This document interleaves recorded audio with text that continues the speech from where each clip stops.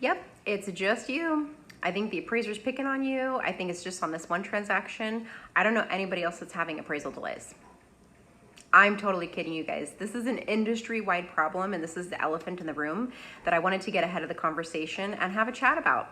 So let's talk about why some appraisal delays are happening, because it's not happening everywhere and on every single transaction, but when it does happen, it has an impact on that transaction. So let's find out why it's happening and the top 3 things that you can do to make sure that it goes as smoothly as possible if you experience something like that.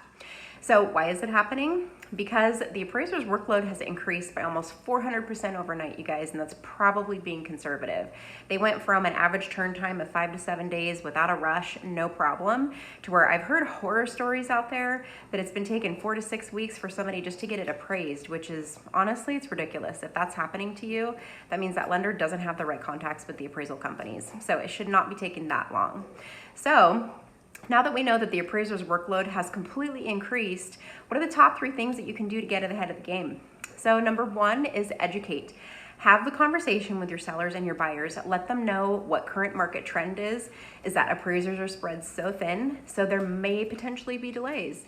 That way, if it happens or when it happens, they know that this is normal. They know that something isn't just going haywire or going wrong. They're prepped ahead of time. So feel free to forward my video that I've copied and pasted below. You can use that one or you can create your own, but we educate our buyers, we get ahead of the conversation, we let them know what to expect, so that way there's no panic moments in the middle of the transaction. The second thing is you need to screen that lender. So listing agents, on your listings, have a conversation with the lender. Ask them, hey, what are you experiencing on your appraisals? What are your average turn times? What do you do if an appraisal is delayed? And if you have a lender that says, oh no, we're not having any problems at all of our appraisals are normal, you know that either they are doing no business right now, which is very scary, or they're not being truthful with you because they just want to look good. And you guys, it's not a huge reflection on the lender. It's just an industry issue. So if they're not being truthful about that with you, then it's not the sign of a good transaction to start with. So just make sure that you stay on top of them. Let's say if mid-transaction that there are appraisal delays, everybody I have seen is that some lenders just go in the dark. They're not communicating. They're not telling you what's going on. So you're going to have to stay on top of that lender, or just refer the client to us so that you know you're going to have amazing communication. So we've seen appraisers reject orders, appraiser after appraiser reject an order, because most appraisers are looking for just the easy, quick cash. Let's be honest. If they can do 10 refis that are drive-bys as opposed to 2 purchases, they're taking the refis. So the lender has to be extremely proactive, calling and pushing and making sure that it gets assigned, and keeping pressure on top of the appraisal company to make sure that things stay on top of it. And even then, the appraisers are sometimes pushing the due date out. But if there's no communication and you have no idea what's going on and the lender's not keeping you posted as far as how much they're pushing, then that can be really scary. So number 2 is make sure you stay on top of it and screen the lender. Make sure the lender is doing their job.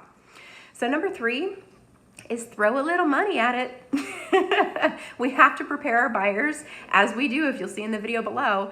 If an appraiser has 20 orders and they're all roughly the same fee, and then you throw a couple $100 extra on it for a rush fee, even more than a normal rush fee, the appraisers are going to pick that one. They're going to be more likely to say, okay, it's worth the effort and it's paying me more, and let's just do it.